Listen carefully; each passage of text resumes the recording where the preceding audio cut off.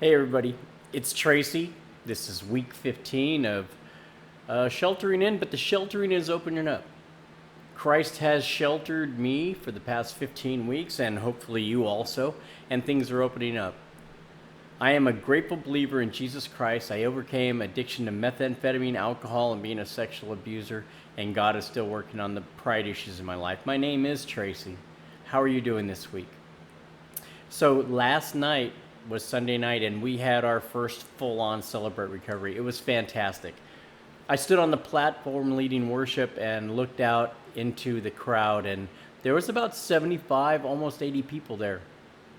I didn't get to count everything because I was trying to pay attention to my guitar and sing. And that is no small chore for me. But in all the people that were there, some of them I didn't recognize because they were wearing masks. Everyone was required to wear a mask, and I was really pleased that those that showed up did.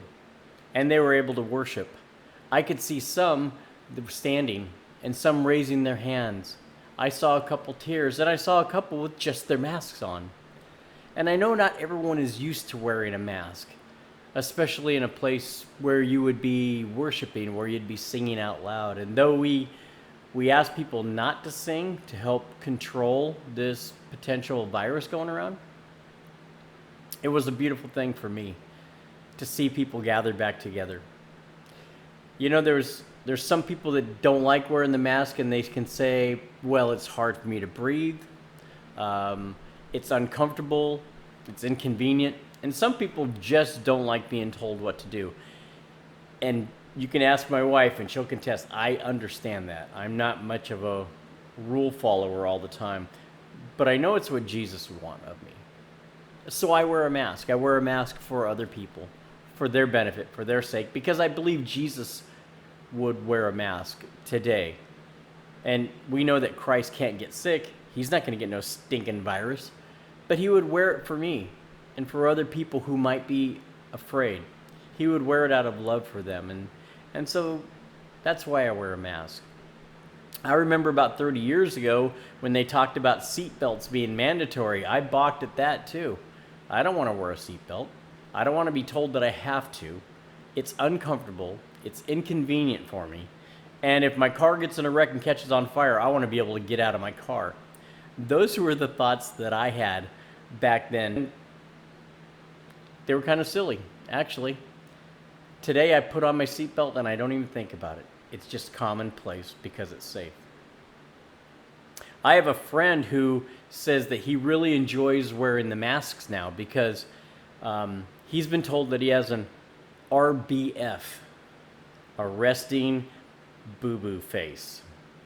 Yeah, he would get people saying, "What's the matter with you? Are you upset? Are you angry?" And he'd say no. And he asked his wife one day, he goes, "I am so tired of people asking me that all the time. Why would they do that?" And she told him, "Honey, you have a resting boo-boo face. You don't always look happy or pleasant." And he says since he's been wearing his mask out that people have stopped asking him if he's angry because his boo-boo face it's covered up. So there's all different degrees of why to wear a mask and why not, and the different feelings on it. And one of the things I noticed last night is that there's a lot of different types of masks. And so I just wanted to illustrate some of those different types of masks that I've seen not only at church, but just around. So here's a mask montage. The many different types of masks. The N95. This is serious. Often used on construction sites for dust. Artistically designed paper mask. Put your expressions on them. Flapper and thuckatash, even. It's your disposable hospital mask here. Looking good. Religious statement mask.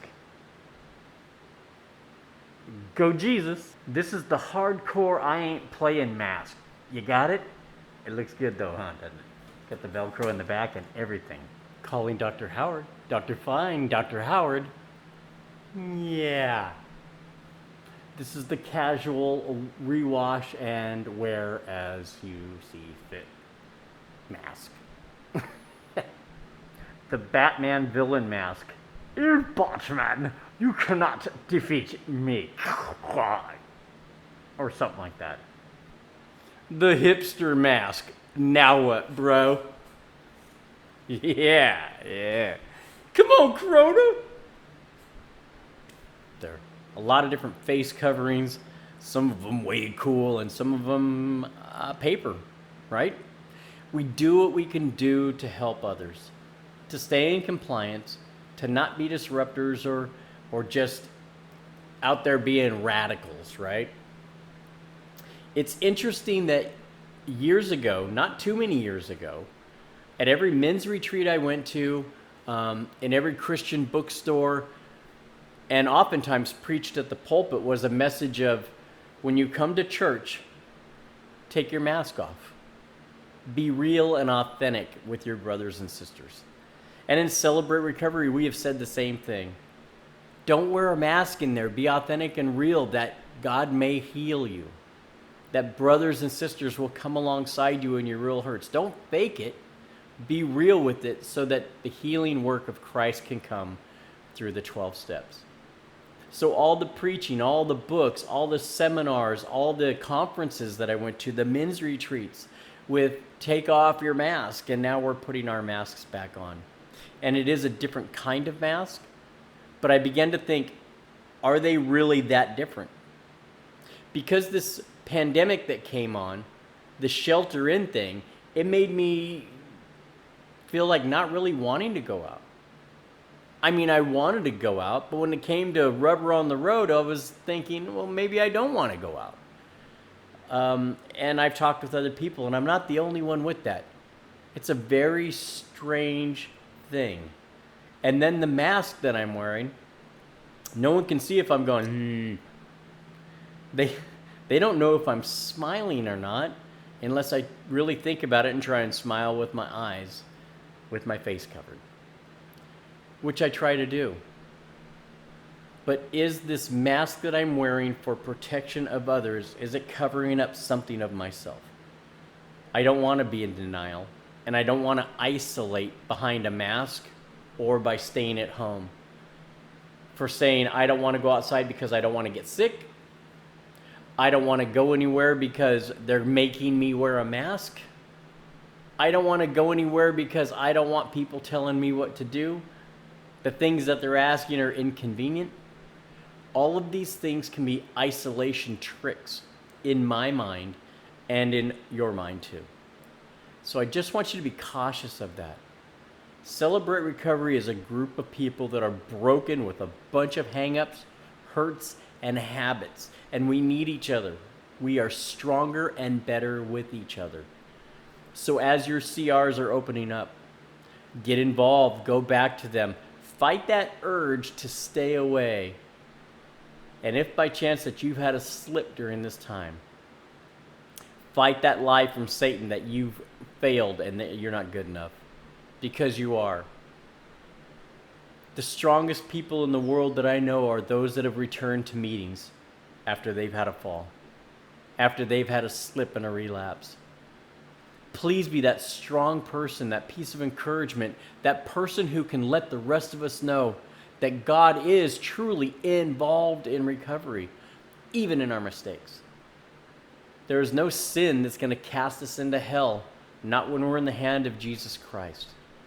And if we're honest and truthful about it, in humility, we come to him. And he continues to do what he does best, hold out his hand of love and draw us into him. But we as people, we need to be reminded of that also. So if you have slipped and fallen, I'm sorry. But it's not over. As long as you don't stay down, you haven't lost. So come home. Come home. Come and share with us the slip and the fall, and remind us how very close that many of us were to it also, if we haven't slipped and fallen ourselves. You're not alone. There's others that have had problems. I've been very close, on the verge of many things. But by the grace of God, I've been held to just tears and crying out to another brother. I thank you for your time. God bless you in this 15th week. We're heading out, heading into the light, and it's good. Strap on your mask and get to a meeting. I look forward to seeing you. And you may have to remind me who you are, because with the long hair and the mask, people look a lot different. God bless you. I love you all, and Jesus loves you, and there ain't nothing you can do about it. I'll see you later.